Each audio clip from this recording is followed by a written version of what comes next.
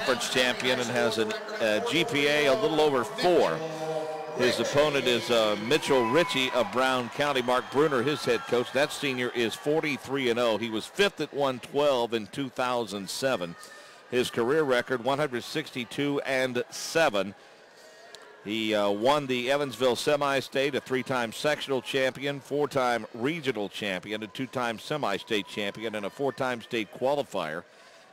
He was a 4-time conference champion during his career, a member of the NCAA State Inbounds program, and an IHSAA Role Model Programs participant. So Taylor March and Mitchell Richey in the 135-pound weight class. A couple of outstanding seniors. Their styles are similar. I think this is going to be a very exciting match before it's over. Both of them. I got the opportunity to watch Richey last week, and he won the Evansville Semi-State, and he is just a talented and classy wrestler. Taylor March, we've been watching for 3 years now, his 4th year, and he is outstanding as well. March was able to get past Will Mascaro from Carmel 6-4. Mascaro came in with a record of 45-0. And Eric Roach of Crown Point, who was 40-0 and a sophomore, was a victim to Richey. And Roach was ranked #1 coming into today's matches, so they both had a tough road to get here to the finals. And their uniforms are very similar. Richey has got the red ankle bands. That means he's the visitor, and we're going to have to keep a watch on that.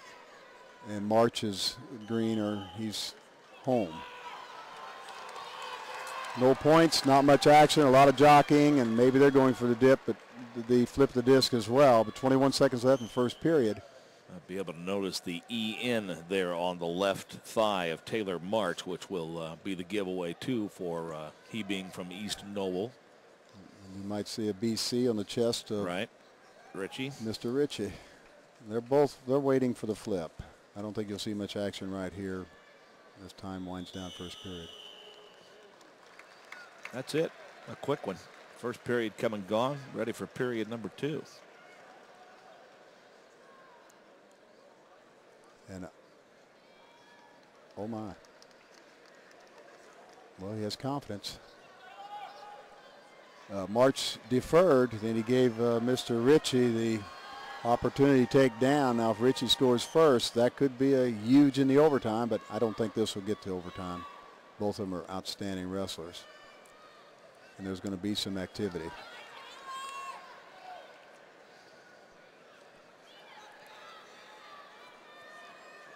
March has got the leg hooked, and he's working upper body now, trying to go for a crossface. He's trying to stay behind. Richey is trying to pull the arm over so he can step up. Uh-oh. Switch. Who's getting back points here? I don't know about that, because I think Richey put himself there. There's something called reaction time.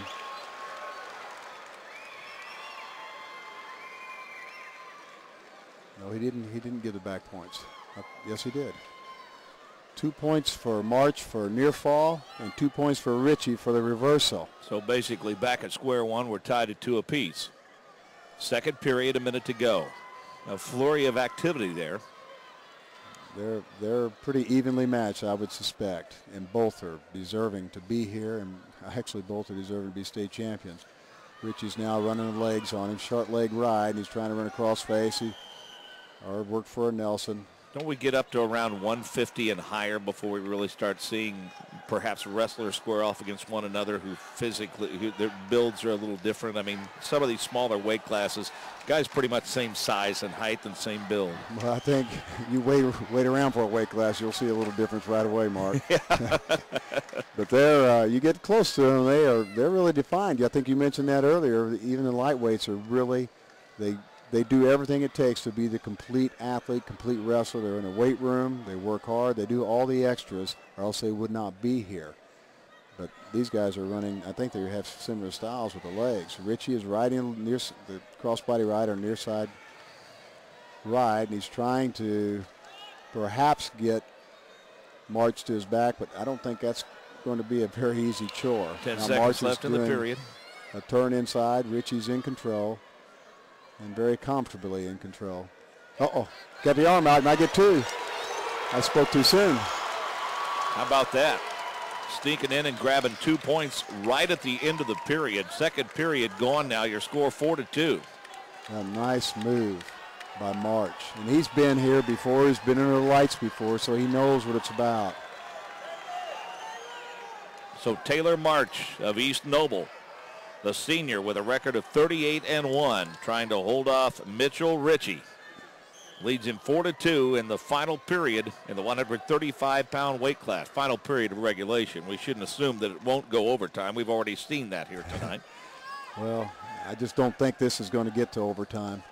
Richey's got the legs in again. March was able to reverse him right at the end of the second period and get 2. Nice move, nice turn in. He got his arm around the waist and got his reversal. I just don't know if Richey's going to be able to turn Taylor March. He's just too good. Now, Richey better be careful so he didn't get too high here. And I think Taylor March would be content just to be ridden out, actually. He's got a 4-2 lead. So now to the casual fan that's watching, why would there not be a stalemate or stalling called here?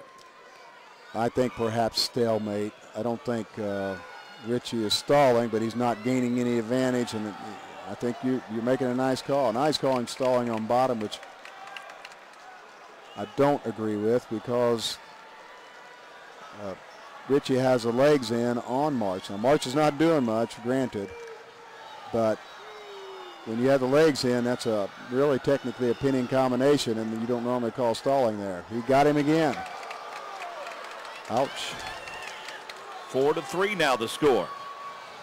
Well, this might be a good strategy by Richey. I mean, he's getting the calls his way, but I 30 seconds left now. He needs to hurry. March has got the head. He might stack him up here. It might be a defensive pin even. There's a reversal. Nope. I speak too soon in this match. They both keep going. 4-3. 10 seconds left. Well, Richey this has got to be an escape if nothing else. Great match, however. 2. Time has expired. Got to be a 1 point.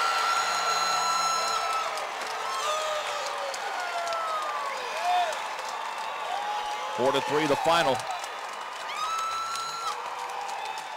Fourth time mistake and third time on the lights is the charm. Third time the charm for Taylor March. Well, Taylor March has been here enough, and he's made enough noise in Indiana. He certainly deserves to be our state champion. And we're seeing on replay again the reversal.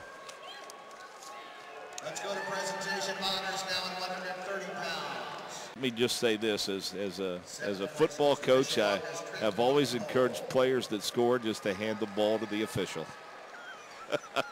I understand your thinking exactly, but also understand the excitement. Oh, absolutely, that comes no from question. A young man, and this is it. I mean, the end of the road for him. You know, he's closed out his high school individual career as a state champion, and plus he's able to do it. He's that talented. Yep. Finishing fourth, Brown Point High School's Eric Roach.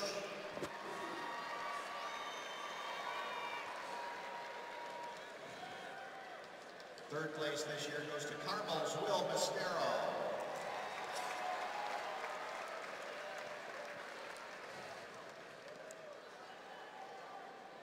Runner-up at 135, Brown County senior Mitchell Richey.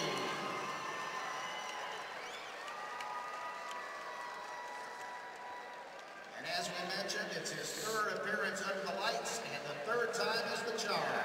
39-1 on the season. A state title at 135. Ladies and gentlemen, East Noble's Taylor March. Congratulations to Taylor March for his state championship at 135.